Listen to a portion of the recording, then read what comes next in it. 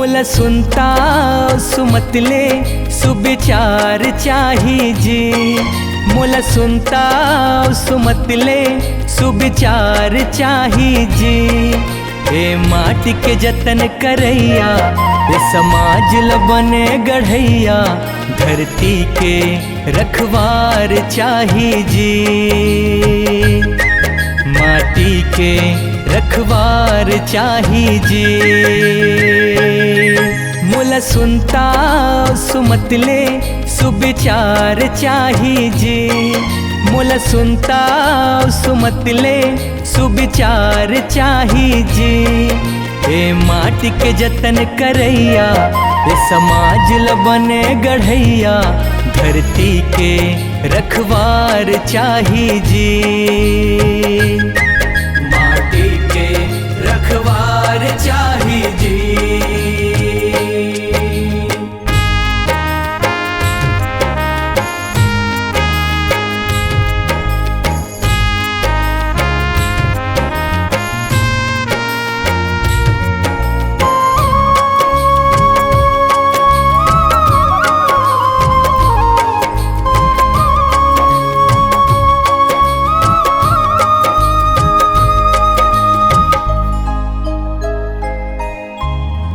पुरखा के बटोरे सबो संस्कृति के मान लावे।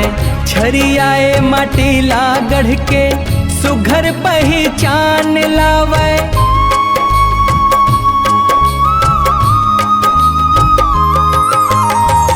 पबरित माटीला जनावे, फिर जगमा धान कटोरा।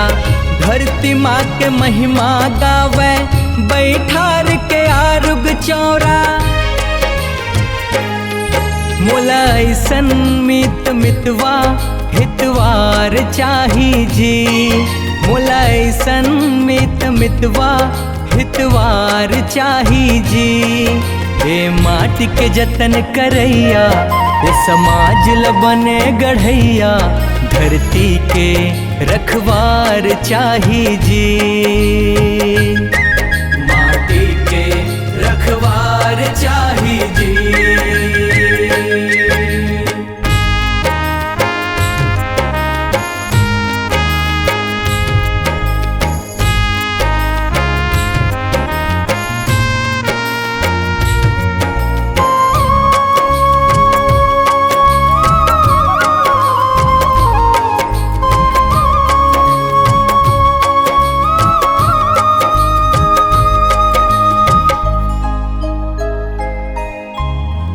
राजनीति राज धर्मला नित नित नियाव मधारे। भ्रष्टाचारी काला धनला जरले उखान बिदारे।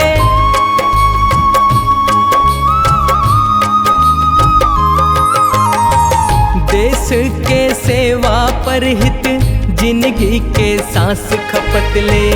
देश ला संवार के जाहूं अंतस ले ही शपथ ले।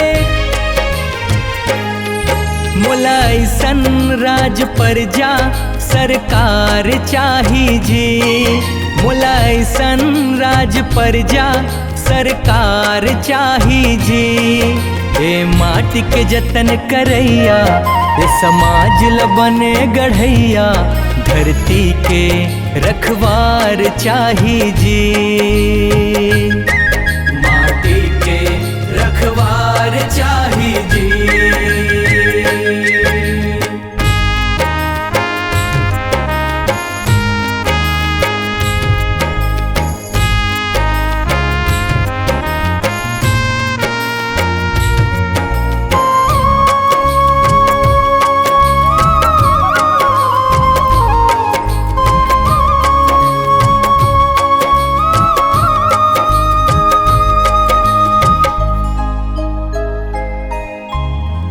पाव कांटा गढ़हित भोले, विपदाला रौंदत रेंगे। अड़े रहे सत मारगमा, बने गिनहा सौहत देखे।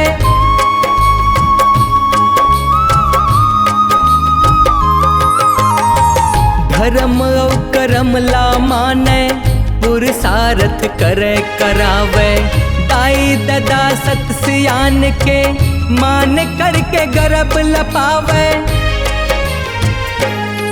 मोला ऐसन बेटी बेटा परिवार चाही जी, मोला ऐसन बेटी बेटा परिवार चाही जी।